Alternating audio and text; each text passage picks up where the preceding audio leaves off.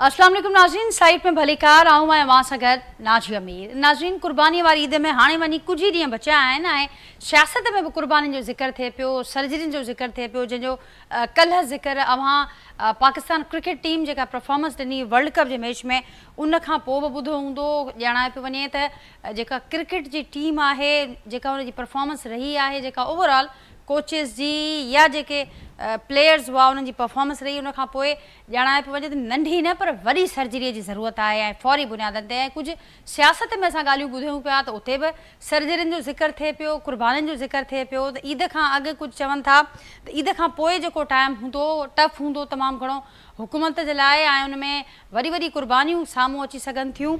पर ही जेके ज़िक्र थिए पियो, ॻाल्हियूं थियनि पियूं, उहे रुगो ऑपोज़िशन जे कैंप मां न पियूं थियनि या कंहिं ॿिए फॉरम तां न पियो नज़र अचनि, पर हाणे जेके हुकूमत में वेठल ख़ुदि हुकूमत जा जेके अहम पार्टनर्स आहिनि, साथी आहिनि, उन्हनि पारां आवाज़ ॿुधण में अचनि पिया। अॼु पाकिस्तान पीपल्स पार्टी ऐं मुस्लिम लीग नून आमो साम्हूं नज़र अचनि पिया। हथ के इज़त कानून जंहिंजो नोटिफिकेशन मंज़ूरी जो जारी थियो आहे, जंहिं ते गुज़िरियल केतिरे ई ॾींहंनि खां पाकिस्तान तहरीक इंसाफ़ समेत जेके ऑपोज़िशन जूं पार्टियूं आहिनि एहतजाज कनि थियूं ऐं उनखां सवाइ नाज़रीन सहाफ़ियुनि जूं जेके मुख़्तलिफ़ तंज़ीमूं आहिनि उहे पिणु एहतजाज कनि पियूं त हीउ कारो कानून आहे जंहिंखे वापसि वरितो वञे।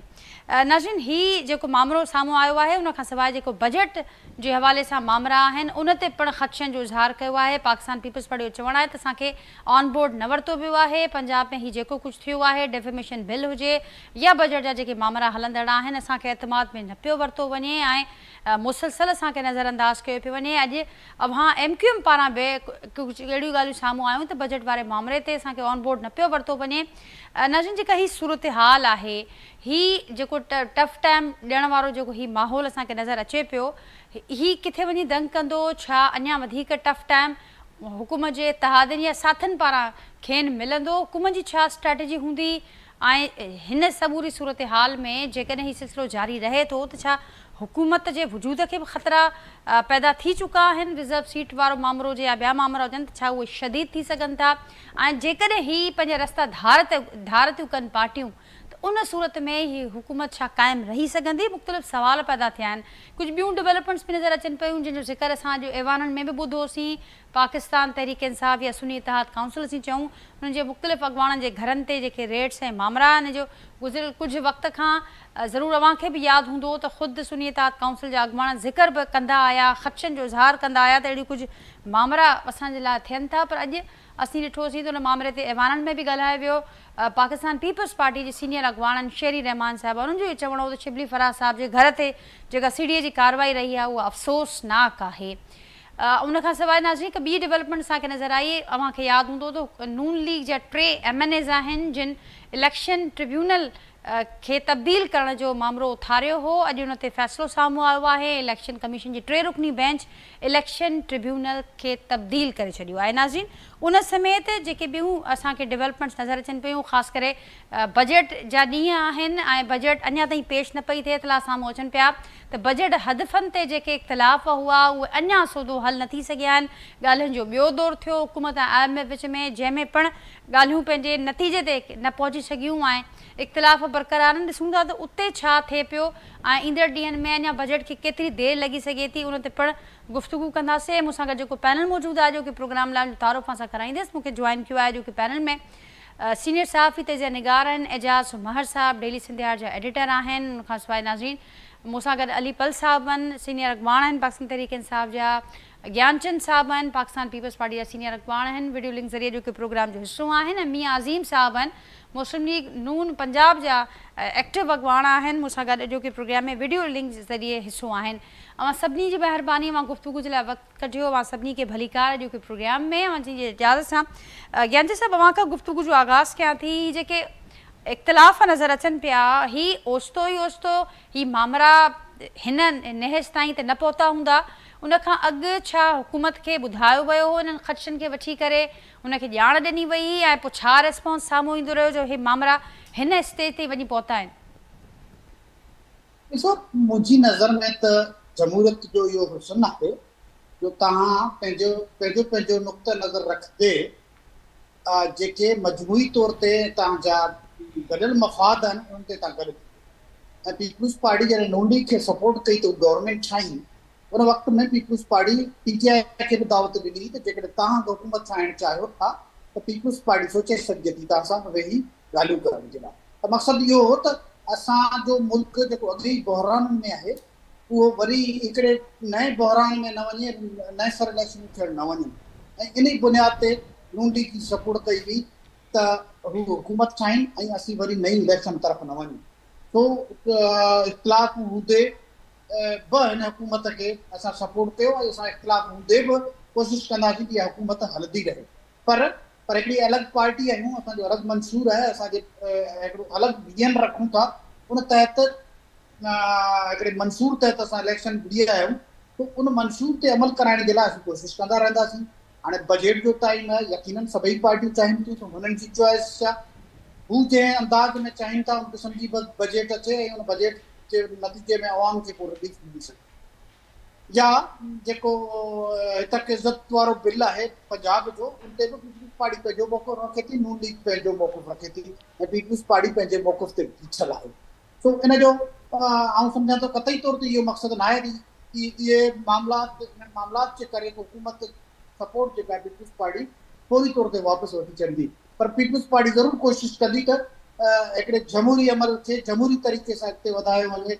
उहे सहाफ़ियुनि जा मसइला हुजनि, उहे बजट जा मसइला हुजनि, ॿिया हुजनि, उहे अवामी मफ़ाद जे अंदरि हुजनि ऐं मुल्की मफ़ाद जे अंदरि हुजनि, उन्ही खे गॾे सॾे अॻिते कीअं वधाइजे, उन जे लाइ वेहिजे, हिक ॿिए सां ॻाल्हाइजे ऐं ॻाल्हियुनि ज़रिए हुन जमहूरी अमल खे अॻिते वधाइजे। ठीकु, त पोइ ज्ञानचंद साहिब फ़ाइदो कहिड़ो थींदो हिन जो?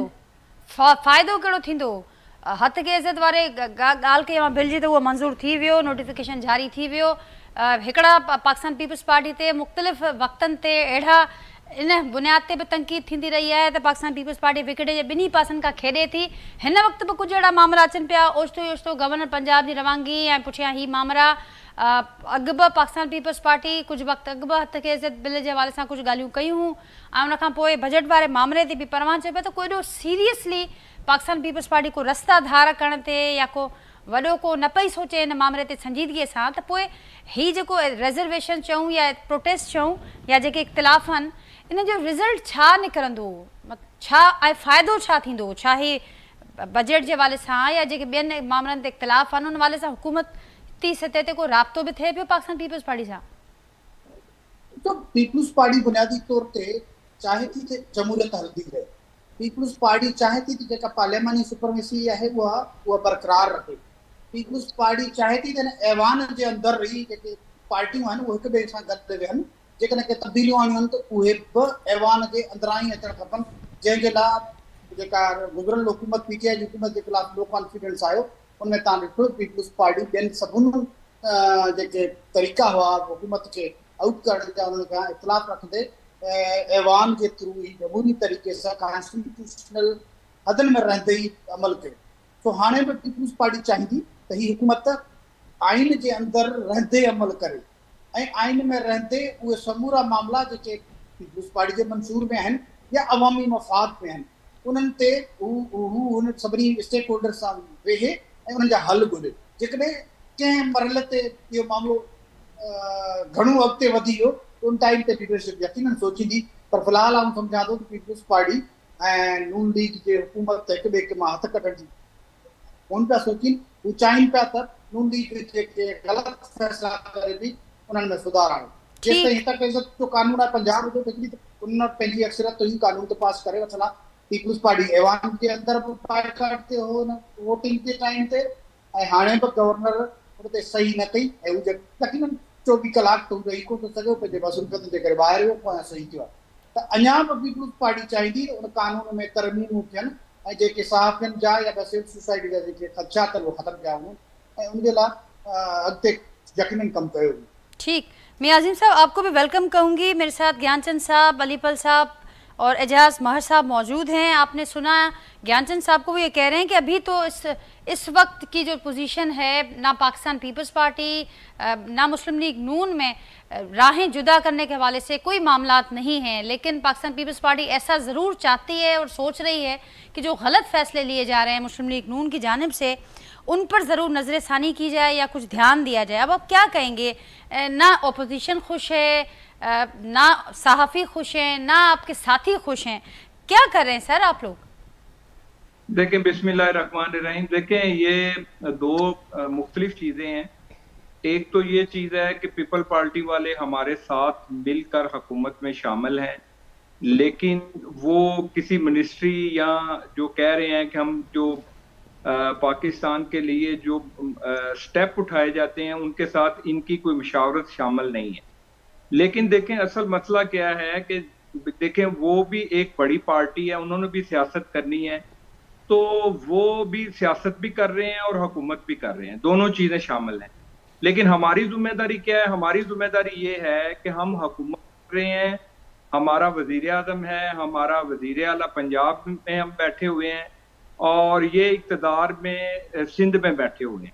ठीक, तो मुझे ये बताएं, अगर कोई हम जो इक्तदार में वजीर आजम साहब बैठे हैं तो बताएं, अपनी एडवाइस लेके आए कि क्या हम गलत कर रहे हैं और क्या हम सही कर रहे हैं।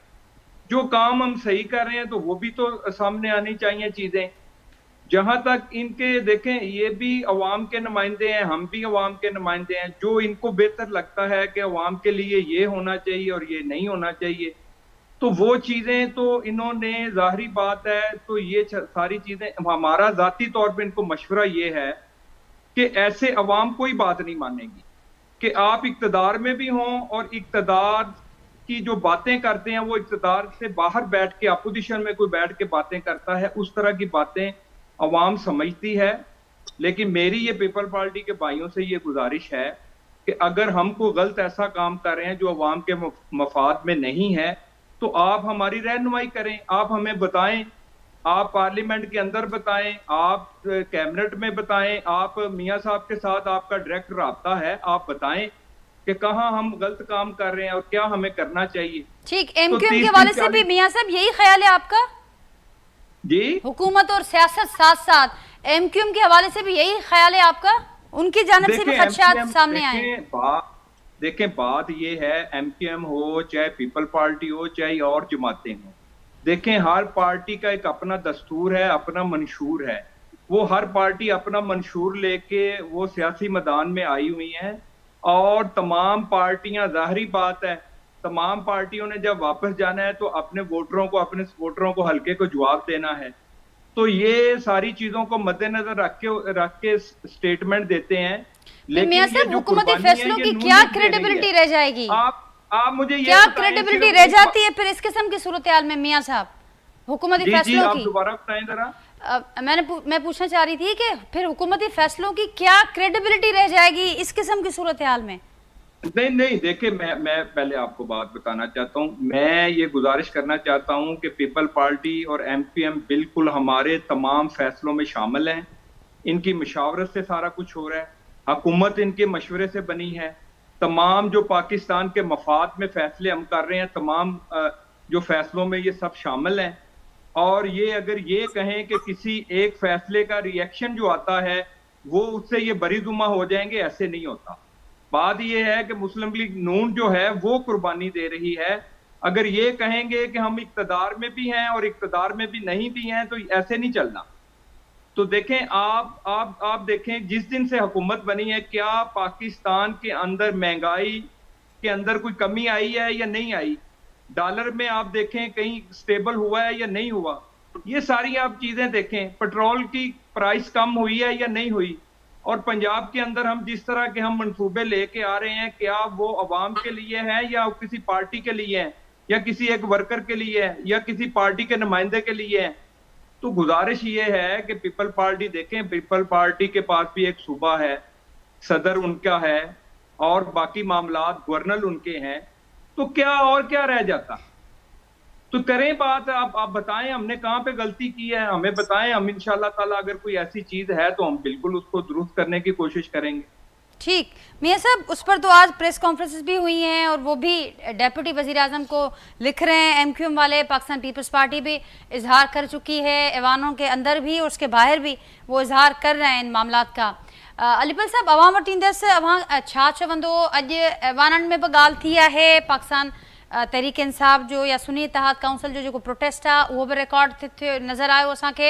ऐं जेके हुकूमती साइड ते वेठल आहिनि पाकिस्तान पीपल्स पार्टी जा अॻुवान हुजनि ॿिया उन्हनि पिणु हुनजी मज़म्मत कई आहे। छा चवंदो हुन समूरी सूरत हाल में कुझु अहिड़ा इतला साम्हूं अचनि पिया त कुझु को ख़त लिखण जो फ़ैसिलो थिए पियो PTI बानी पारां चीफ जस्टिस साहब खे ॻाल्हियुनि जे हवाले सां का मशरूत अॻभराई जो ज़िक्र ॿुधण में अचे पियो, अवां छा चवंदो? जी अलीपल साहब। नाजिया, असल ॻाल्हि इहा आहे त पाकिस्तान में हर शइ पॉसिबल आहे, कुझु बि थी सघे थो। ऐं हीउ जेको माहौल ठहियो आहे उन में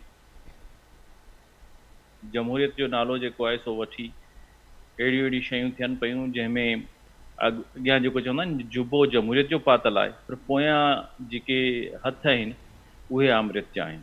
हाणे उहो मञे केरु या न मञे,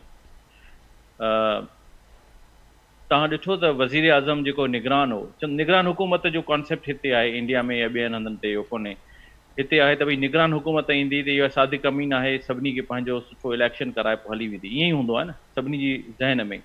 पोइ उहो निगरान वज़ीर आज़म जेको आहे सो वरी हिननि जो ई सेनेटर थी आयो, ऐं जेको वज़ीर आला हो पंजाब जो उहो हींअर सफ़ा प्राइम मिनिस्टर खां वधीक ताक़तवर वज़ीर थी आयो आहे। इहो किथे माण्हू इनखे क्वेश्चन न कंदा आहिनि इख़लाक़ी तौर ते त बाबा हीअ त निगरान हो, हाणे निगरान जो त हाणे कमी न आहे, हीअ पहिरीं बि निगरान उहे फ़ैसिला कयूं ऐं जेके फ़ैसिला ग़लति थिया, जीअं मिसाल कणिक जो बहिरान आहे, तव्हां ॾिठो हूंदो, तव्हां पाण मीडिया में आहियो, पीपल्स पार्टी वारा जेके आहिनि से हिकिड़े सूबे में हुकूमत कनि पिया ऐं मथे हिसेदार आहिनि, उन्हनि खे इहो कोन थो लॻे त कणिक जो बहिरान हेॾो थियो, हेॾी करप्शन थी, उनजो ज़िम्मेवार केरु आहे? पहिरीं वज़ीर आज़म निगरान हो, हाणे उहो करंट वज़ीर आज़म आहे। उन खां पोइ हाणे अचूं था त हुकूमत बीठी छा ते आहे? हुकूमत बीठी आहे उन पार्टीअ ते जेका पार्टी बाप हुजे या MQM हुजे, जेकॾहिं असां सां गॾु हुयूं त कंहिंजे इशारे ते हलनि थियूं। ॾिसो न हिस्ट्री जेकॾहिं तव्हां ॾिसंदो उन्हनि पार्टियुनि जी, उहे बाप या MQM आहिनि, उहे कंहिंजे इशारे ते हलनि थियूं, तव्हांखे सम्झ में अची वेंदी त जेका बि जमहूरियत जी ॻाल्हि करे थो उहो सॼो असां धोखेबाज़ी आहे। ऐं भले PTI जो नुमाइंदो आहियां, पर ॻाल्हि त माण्हू सिधी रखी सघे थो न त जमहूरियत जमहूरियत जमहूरियत आहे छा जी? MQM जंहिं ॾींहुं तव्हांजी निकिरी वई, तव्हांजी हुकूमत ॾेई वेंदी त बाप निकिरी वियो तव्हांजी, उनखे झलियो पोयां केरु बीठो आहे? झलियो बीठो आहे जेको असांजो असुल धणी आहे उहो। उन खां पोइ हिते सूरत हाल इहा लॻी पई आहे त PTI ऑनेस्टली पंहिंजे मंशूर चयोसि, नैरेटिव चयोसि, नून लीग खे खाई वई आहे। पंजाब में किथे बि हींअर नून लीग हाणे उते बाक़ी हुकूमतनि में इहो किथां अची कंहिंजे कुल्हे ते चढ़ी वई, भले साईं यारनि खे ख़राबु लॻे, इहो कंहिं बि सियासी पार्टीअ ते वक़्तु अची सघे थो। असां ते वक़्तु 2018 वारी हुकूमत जॾहिं हली पई तॾहिं ऐं पाण हिकिड़े तक में इलेक्शन विड़ी आयोसि त मूं चयो पियो त हालात ख़राबु आहिनि, वरी माण्हू तक में अलाए वञी सघंदो अलाए न। सूरत हाल अहिड़ी हुई, माण्हू जी हुकूमतुनि मां ई लॻंदो आहे न। हींअर पीपल्स पार्टी उन नहज ते वेठी आहे त उहा अचे थी तव्हां चोर सां चोरी करियां, साध खे चवंदा घर पियो फुरिजे। भले साईं यारनि खे ज्ञानचंद साहिब खे ॾुखी लॻे, कॉन्स्टिट्यूशनल उहिदा सभु वठंदासीं, प्रोटोकॉल सभु वठंदासीं, पंहिंजो जेको हुते जो लाड़काणे में हाउस आहे उनजो बावर्ची बि जेको आहे सरकारी ख़र्च वारो रखंदासीं, प्रोटोकॉल बि रखंदासीं, पर ज़िम्मेदारी जेका बि हूंदी हुकूमत जी, बदनामी हूंदी, ख्वारी हूंदी, वोट बैंक खे जेको ॾचो थींदो उहो भले नून लीग खे थिए। ऐं वॾे में वॾी ॻाल्हि ॿुधायां, ट्रस्ट लेवल नून लीग ऐं पीपल्स पार्टी जो पाण में एतिरो आहे त जीअं बगड़ राति जो वेहंदा आहिनि, निंड कंदा आहिनि त चवंदा आहिनि त हिकिड़े खे डपु हूंदो आहे त ॿियो बगड़ हुनखे खाई न वञे हलियो। तीअं नून लीग खे इहा परेशानी वॾे में वॾी PTI मां एतिरी न आहे जेतिरी PP मां आहे। सभिनी खां पहिरीं मुंहिंजी टंग कढण लाइ पीपल्स पार्टी वेठी आहे। छा जी जमहूरियत आहे? हींअर ऐं तव्हांखे ॿुधायां थो, कल्ह असांजो प्रेसिडेंट वियो आहे टियों ॾींहुं बलोचिस्तान ॿियनि सां गॾिजी, उते FIR कटी आहे त बाबा हीअ गदार आहिनि।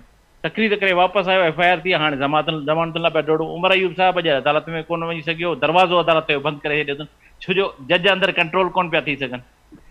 6 जजनि वारी सूरत हाल तव्हांखे ख़बर पई आहे त अंदरि छा पियो सूरत हाल हले। जज जॾहिं कंट्रोल न थी सघनि त हिननि छा कयो, ॿाहिरां दरवाज़नि ते बीहारे छॾियो। उमर अयूब साहिब दरवाज़े ते ॿाहिरि बीठो वञे। अहिड़ी सूरत हाल में इस्लामाबाद में छा थियो आहे, जज चयो आहे त बाबा हीउ फ़ैसिलो हीअं कोन्हे, ऐं टिनी सीटुनि जो फ़ैसिलो तव्हांखे इस्लामाबाद जी सीटुनि जो ॾेई थो छॾियां। वरी उहो फ़ैसिलो वियो आहे इस्लामाबाद जी इलेक्शन कमीशन में। इस्लामाबाद जी इलेक्शन कमीशन जेको आहे सो जज मटाए छॾियो आहे। पूरी अवाम ॾिसे पई, हीअ मुल्क में कोई ईअं थींदो आहे छा त भई या हिन ते का चेक आहे को दोस्त?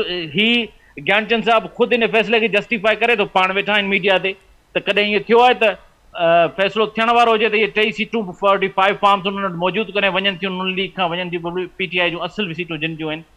उहो जज मटाए छॾियूं। नून लीग साईं वारा वेठा आहिनि, इहे जस्टिफाई कंदा हिनखे त इहे सीटूं असांजियूं आहिनि। ख़ुदि नवाज़ शरीफ़ साहिब जी सीट पंहिंजी कोन्हे ऐं ॿिया जेके बि साईं जा चङा ख़ासा माण्हू आहिनि उहे असांजी सीटुनि ते वेठा आहिनि। एवान में छा थींदो? एवान में सभु 47 वेठा आहिनि जिन जो असांजूं सीटुनि समेत। हाणे असीं जेकॾहिं बार बार रड़ियूं कंदासीं चवंदा सीटुनि लाइ रड़ियूं पिया कनि, पर मैंडेट चोरी घटि ॻाल्हि काउंसिल उन ई रस्ते ते आहे ऐं पाण अवां जेका पाकिस्तान तहरीक इंसाफ जी जेका ज़िद आहे किथे कंहिंसां ॻाल्हियूं कंदासीं ऐं कॾहिं ॻाल्हियूं कंदासीं उहा बि त इन ई रस्ते जे हवाले सां आहे। ॿुधायूं था तव्हांखे फ़र्क़ु कहिड़ो आहे अलीपल साहब? ॿुधाईंदा न तव्हांखे।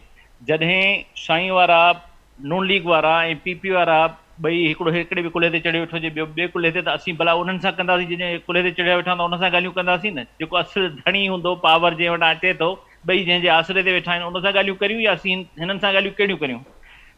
हक़ीक़त पसंदि सूरत हाल त ईअं हूंदी आहे न।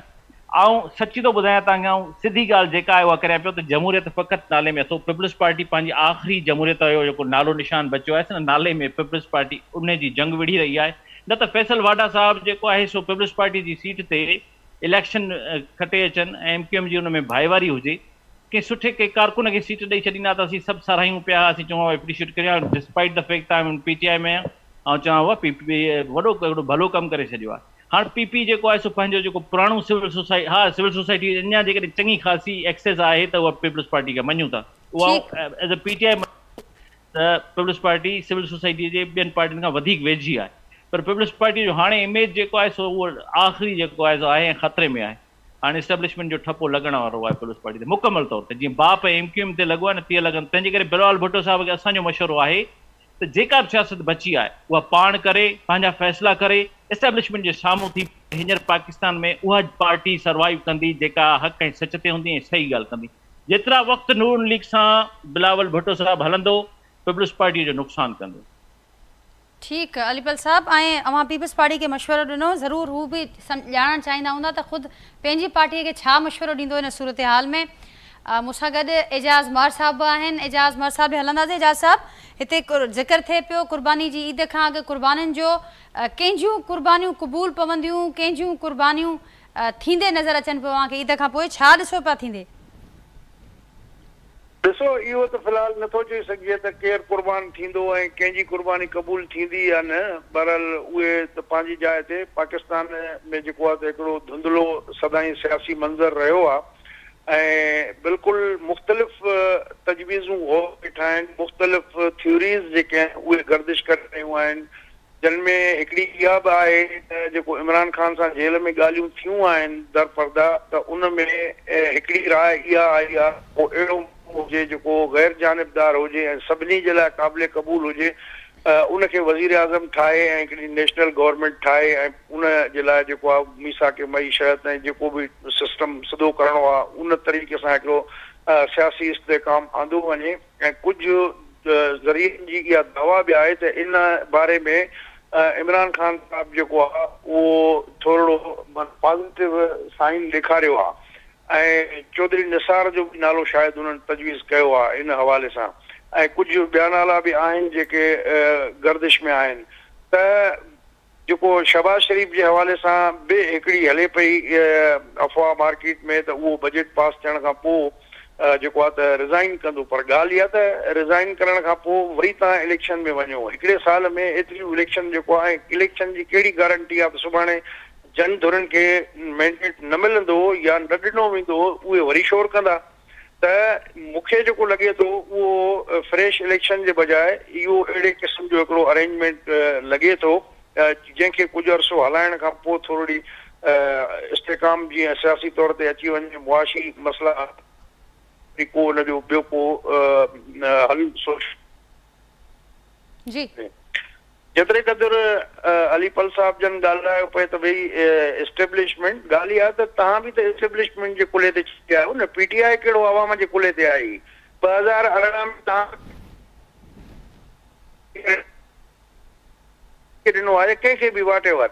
त मक़सदु चवण जो त जेको असुल मसइले जी जड़ आहे, जेको मैंडेट चोराए थो, तव्हां इलेक्शन कमीशन खे त चओ था, पर जेके असुल नतीजा फेराइण वारा माण्हू आहिनि उन्हनि जे बारे में नथा ॻाल्हायो। उन्हनि सां ॻाल्हियूं बि करणियूं आहिनि।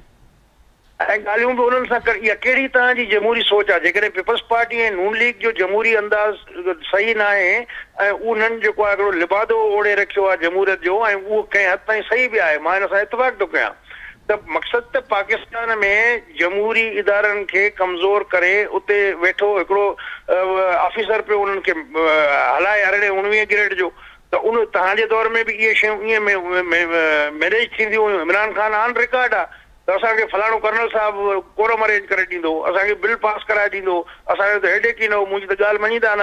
त चवण जो मक़सदु आहे इन्हनि खे स्पेस कंहिं ॾिनी, सभिनी ॾिनी आहे। इन में सभई सियासी जमातुनि खे मां बराबरि जो ज़िम्मेवार थो करार ॾियां त जेको पाकिस्तान में सियासत जो बेड़ो ॿुॾो आहे ऐं हर धुर पंहिंजो पाण खे पेश कयूं वेठी आहे, हिक ॿिए खां गोए खणण जे लाइ कोशिशुनि में मसरूफ़ आहिनि on each and every cost के असांखे इक़्तिदार मिले, चाहे उहो पीपल्स पार्टी, पीटीआई, नून लीग। ॻाल्हि इहा आहे त इन सभिनी शयुनि जा ज़िम्मेवार इहे आहिनि। ऐं हिन महिल जे शइ जी ॻाल्हि करे अलीपल साहिबु त ठीकु आहे, उन हद ताईं तव्हांखे पब्लिक जी सपोर्ट मिली त बाबा ठीकु आहे, तव्हां एंटी एस्टेब्लिशमेंट थी जॾहिं बीठो ऐं जेसिताईं तव्हां प्रो एस्टेब्लिशमेंट हुयो त तव्हां पाण उहे साॻियूं ग़लतियूं कयूं, साॻिया कम कया। ऐं जेको आहे त हाणे तव्हां उहो खणी अपोज़िशन में आहियो, तव्हांखे इहो एडवांटेज आहे त तव्हां उहे शयूं ॻाल्हायो, पर इहो तव्हांजो मौक़िफ़ कतई तौर ते सही कोन्हे, कॉन्स्टिट्यूशनली बि, लीगली बि, मॉरली बि ऐं पॉलिटिकली बि। त तव्हां जेको आहे आर्मी चीफ सां ॻाल्हाईंदव ऐं सियासत सां दान सां तव्हां न ॻाल्हाईंदव, त इहो मुंहिंजो ख़्यालु आहे त हिनजी का मूंखे ॻाल्हि लॉजिक सम्झ में कोन थी अचे। हमेशह सियासी ॻाल्हियूं सियासी धुरनि में थींदियूं आहिनि, पोइ हुनजो सालसी कराइण वारो केर बि हुजे।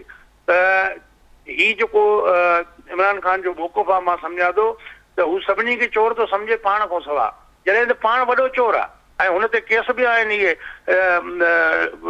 190 मिलियन वारो काउंट जो कंहिं एतिरो ईअं कयो छा?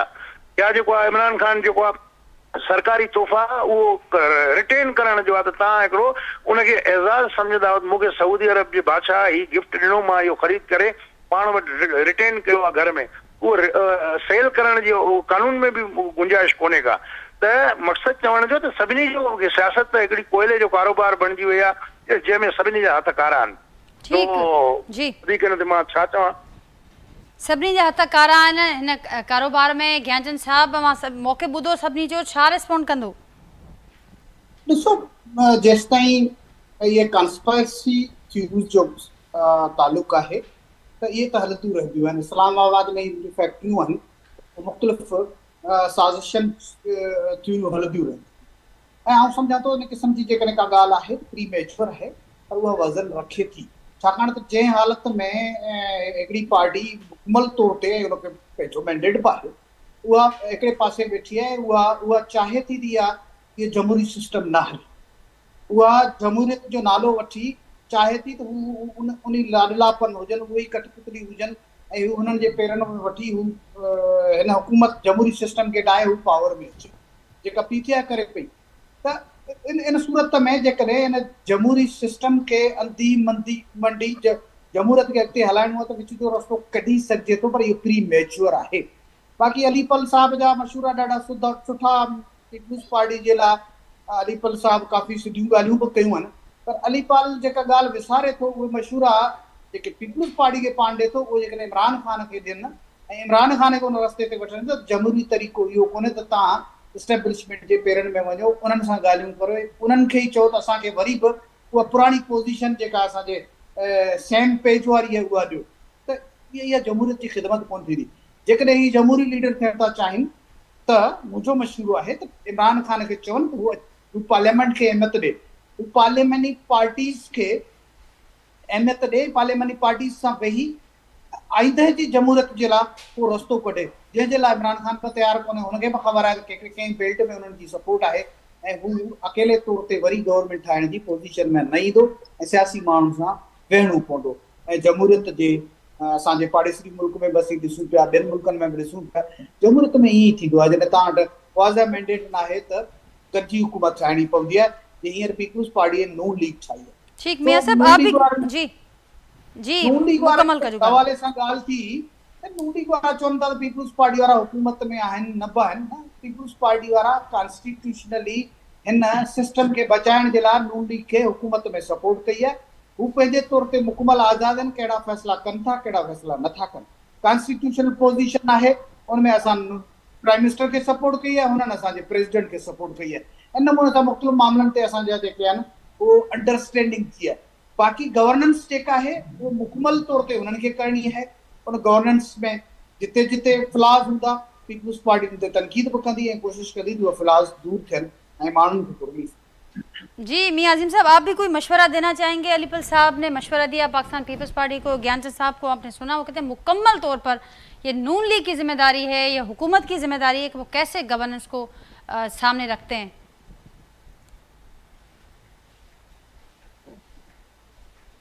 मियां अजीम साहब की आवाज हम तक नहीं पहुंच रही, माइक अनम्यूट कीजिएगा। आपकी आवाज रुक गई थी। जी बताएं। जी अब ठीक है, बिल्कुल। जी मियां साहब, मेरी आवाज आप तक पहुंच रही है? जी पहुंच रही है। मैंने अर्ज किया कि अब आप भी कोई मशवरा देना चाहेंगे और रिस्पॉन्ड क्या करेंगे? आपने सुना, वो कहते हैं कि गवर्नेंस तो पूरी हुकूमत की जिम्मेदारी है। देखें, ये बात ये हुकूमत में इसीलिए शामिल नहीं हुए थे यही बातें करने के लिए कि हुकूमत की जिम्मेदारी है। तो हुकूमत की जिम्मेदारी बिल्कुल है। और मुझे ये हमने कब कहा कि हमारी जिम्मेदारी नहीं है? हम कौन सा ऐसा गलत काम कर रहे हैं जो ये कह रहे हैं कि ये साइड में बैठ के दोनों मजे ले रहे हैं, इक़्तिदार का भी ले रहे हैं और अपोजिशन का भी ले रहे हैं? इस तरह नहीं होता। हम कौन सा बिल्कुल हम जिम्मेदारी से बात करते हैं और 5 साल के बाद जब हम अवाम में जाएंगे तो बिल्कुल हम जवाब देंगे। हम पाकिस्तान के लिए, पाकिस्तान मुस्लिम लीग नून ने हमेशा पाकिस्तान की सियासत की और पाकिस्तान के लिए सोचा है। और बाकी पार्टियां बिल्कुल, मैंने पहले भी गुजारिश की है कि अपने अपने मंशूर पे बात करें, बिल्कुल इनका राइट है, लेकिन तनकीद करें वो भी ठीक है। लेकिन बात ये है कि क्या ये इक़्तिदार में नहीं है? क्या ये सिंध में इक़्तिदार में नहीं है? क्या ये कहेंगे कि हमने 1-2 मिनिस्ट्रियां नहीं ली तो हम जिम्मेदार नहीं है? क्या सदारत इनके पास नहीं है? तो मकसद ये है कि बिल्कुल अगर हमारा वज़ीर-ए-आज़म शहबाज शरीफ साहब हैं या पंजाब हमारे पास है तो बिल्कुल हम जवाबदेह होंगे। हमने जो किया होगा बिल्कुल हम जवाबदेह होंगे। नाजिया, इस वक्त जरूरत इस बात की है, मैं जो आप कहना चाहता हूं सबको, सब तमाम पार्टियों को, अदारों को, इस वक्त जो मुस्लिम लीग नून और पीपल पार्टी MQM जिनके पास 20-20, 25-25 साल, 35-35 साल का एक्सपीरियंस है, मैं ये चाहता हूं कि हमारी ये ख्वाहिश है, हम क्यों बानी PTI को, बाकी पार्टियों को भी, जो नई पार्टियां, इनको भी ये गुजारिश करते हैं कि पाकिस्तान के मुस्तकबिल के लिए हमें सबको मिलकर बैठकर इस मसले का हल ढूंढना चाहिए कि हमने माशी, सियासी और आईनी बुरान से पाकिस्तान को किस तरह निकालना है। तो इसकी जिम्मेदारी किसी एक पार्टी के ऊपर नहीं है, चाहे हम इक़्तिदार में है, चाहे पीपल पार्टी इक़्तिदार में है, ये बहस नहीं है। इस वक्त जरूरत इस बात की है कि अदारों को, जुडिशली को, फौज को और सियासी तमाम सरबराहों को बैठ के इस मुल्क के मुस्तकबिल के लिए सोचना चाहिए। हमें ये सोचना चाहिए, मिलकर सोचना चाहिए कि हम सारे खित्ते से पीछे क्यों हैं। इसके ऊपर जिसकी जो गलती है हमें कबूल भी करनी चाहिए। जिसकी भी गलती है हमारी होगी हम करेंगे, किसी दूसरी पार्टी की है उसको करनी चाहिए, अदारों को भी करनी चाहिए।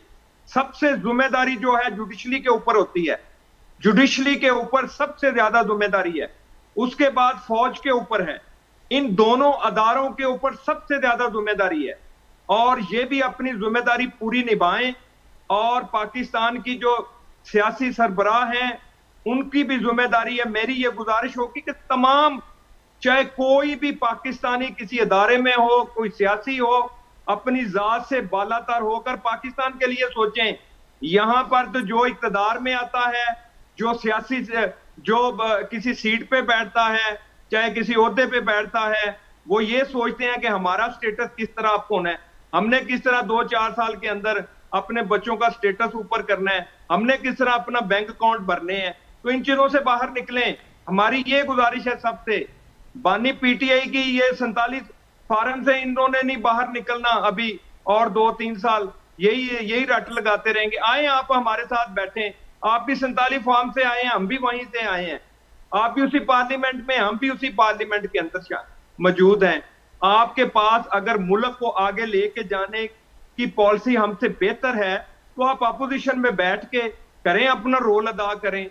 अब एक ही आपकी ख्वाहिश है कि खान साहब को किस तरीके से हमने बाहर निकालना है, उनको वजीर आजम कैसे बनाना है, मुल्क के जो अदारे हैं उनके खिलाफ जो मर्जी हो जाए, पाकिस्तान के आगे आप पाकिस्तान से ज्यादा अहमियत आप बानी पीटीआई को देते हैं।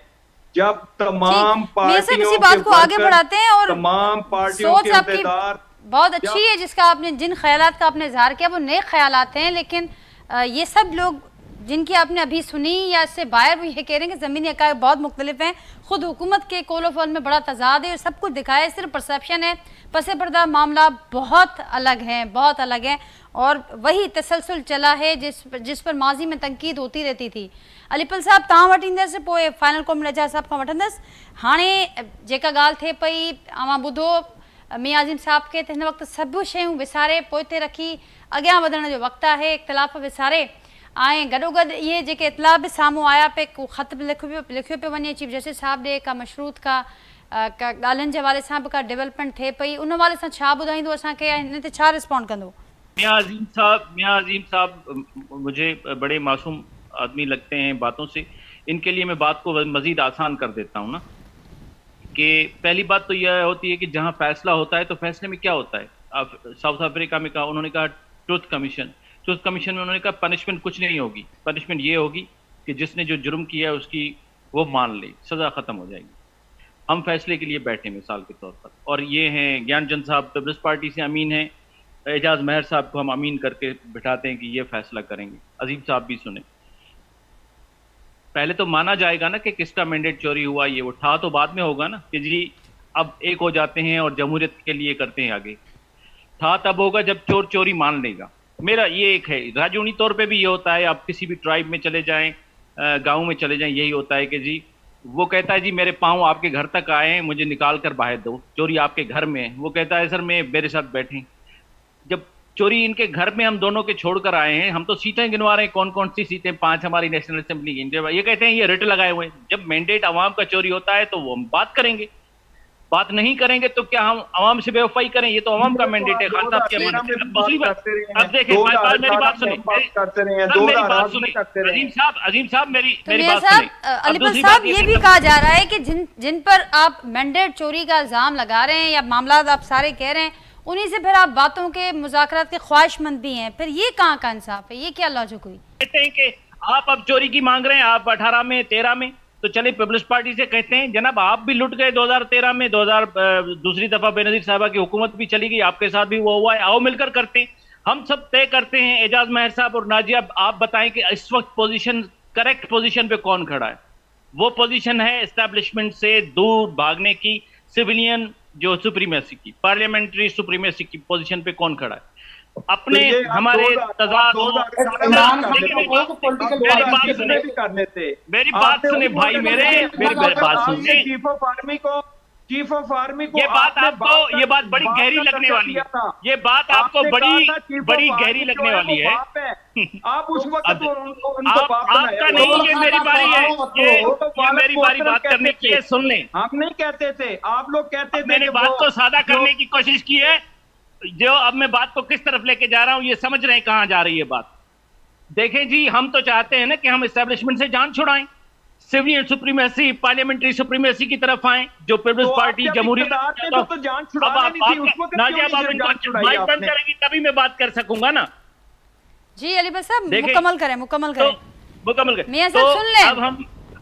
अब मियां साहब हम उस पोजीशन पे खड़े हैं कि हम चाहते हैं हमेशा के लिए एस्टेब्लिशमेंट से जान छुड़ाएं। किसी के कंधे पे भी हम आए थे, नून लीग किसके कंधे पे आई थी, अयूब खान का बेटा कौन था, जिया के कंधे पे कौन आया था, हम किसके कंधे पे आए थे, सब बातें छोड़कर इस वक्त जो भी राइट पोजीशन हो आवाम की खातिर, पाकिस्तान की खातिर उस पर खड़े हैं। अब ये अभी आप तय करें कि उसके ऊपर कौन खड़ा है। दूसरी बात मैं आम करने जा रहा हूं, जवाब दे दें कि जो फिर मुज़ाकरात की ख्वाहिश आप लोग रख रहे हैं, ये क्या एस्टेब्लिशमेंट से जान छुड़ाने के लिए मुज़ाकरात करेंगे, उसमें ये नुक्ता रखेंगे आप?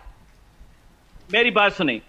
अब दूसरी बात मैं बताने जा रहा हूं कि शहीद बेनजीर का केस तो हम लड़ रहे हैं, मिसा के जमहूरियत तो उसने किया था नून लीग के साथ, के एस्टेब्लिशमेंट के कंधों पे कोई नहीं, हमें ये कंधों पे कोई नहीं आएगा। जी मियां साहब ऐड कर लें। क्या था कि चीफ ऑफ आर्मी के खिलाफ केस चलाना। अरे भाई मेरे सुने तो सही बात है, हमने अपनी हुकूमत में ये मेरी अजीज साहब, ये मेरी बारी है, सुन तो लें। आप करें। मीसा के जमहूरियत है क्या जो बेनजीर साहिबा शहीद साहिबा ने किया था? उन्होंने कहा था कि जब भी इस्टेब्लिशमेंट ये जमहूरी इदारों को बर्बाद करेगी या उस पर हमलावर होगी तो हम उसका साथ नहीं देंगे। तो हम तो वही कह रहे हैं, मीसा की जमहूरियत तो इस वक्त पीपल्स पार्टी और आप तोड़ रहे हैं। मीसा की जमहूरियत ये है कि इस्टेब्लिशमेंट से जान छुड़ाओ, तो आप बेनजीर साहिबा से ये बेवफाई कर रहे हैं और आप अपने वोट को इज्जत दो से कर रहे हैं। नून लीग शरीफ तंजीम है, उनको उन्होंने कहा पीपल्स पार्टी को कि आप यहाँ आपका जो भी होगा जो head of the province, Bashir Memon हो कोई भी हो, उसकी आपने फॉलो अप नहीं करना, उसको यतीम करके छोड़ देना है। मेरे पास टाइम कम है, बस सिर्फ ये बता दें, आपने कहा कि वो मिसा के जमहूरियत से दूर हट रहे हैं और वो जान छुड़ा रहे हैं अपने वोट को इज्जत दो वाले बयानिए से। पीटीआई क्या कर रही है? कि जमहूरियत ये दो चीजों पे खड़ा था ना। पीटीआई क्या कर रही है इस वक्त? पीटीआई क्या कर रही है? वो कहां पर खड़ी है? वो कहां पर स्टैंड करती है? तो इस वक्त इमरान खान खड़ा है। ठीक, एजाज साहब फाइनल कमेंट वाजो। गाली है त जेके भी धुरियूं अपोजिशन में होंदियूं आहिनि त उन वक्त उन्हनि जो मौक़िफ़ मुख़्तलिफ़ हूंदो आहे, ऐं जॾहिं इक़्तिदार में ईंदियूं आहिनि त उन वक्त उन्हनि जो मौक़िफ़ मुख़्तलिफ़ हूंदो आहे। ऐं इन में बि टई पार्टियुनि जो अहिड़ो ई सिमिलर किरदारु आहे। हाणे अपोजिशन में आहे पीटीआई त बिल्कुलु इस्टेब्लिशमेंट जी मुखालफ़त पई करे, पर जॾहिं इक़्तिदार में हुई त उहो मियां साहिब वारी ॻाल्हि त उहो आर्मी चीफ खे क़ौम जो पीउ पई डिक्लेयर करे। त मक़सद त इन में टई जेको आहे न उन्हनि जो को अॻिते पोइ ते किरदारु हिकु जहिड़ो ई रहियो आहे ऐं हिकिड़ो सियासी अपॉर्चुनिज़म जंहिंखे चइजे त उहो इंजॉय कंदा रहिया आहिनि। तो बदकिस्मती आहे हिन मुल्क जी त हिन में जे लाइ घटि पर पंहिंजे लाइ वधीक सोचियो वेंदो आहे। ऐं हाणे मुंहिंजो ख़्यालु आहे त हीउ मुल्क जेको आहे त इहा शइ अफोर्ड नथो करे सघे। ऐं जेसि ताईं की सभई धुरियूं पंहिंजी रियलाइज़ेशन नथियूं कनि, आइनी हदुनि में वापसि नथियूं वञनि, तेसि ताईं हिन मुल्क जो हलणु ॾाढो ॾुखियो आहे। एजाज साहब वरी महिरबानी मुंहिंजी, ज्ञानचंद साहब, मियां अज़ीम साहब, अलीपल साहब, नाज़रीन गुफ्तगू मां ॿुधी जो प्रोग्राम में गुफ्तगू जे हवाले सां पंहिंजे फीडबैक खां असांखे ज़रूरु आगाह कजो। वरी सुभाणे मां सां मुलाक़ात थींदी सेम टाइम ते नए मौज़ू ऐं महिमाननि सां गॾु। तेसि ताईं ॾींदा इजाज़त। अल्लाह हाफ़िज़।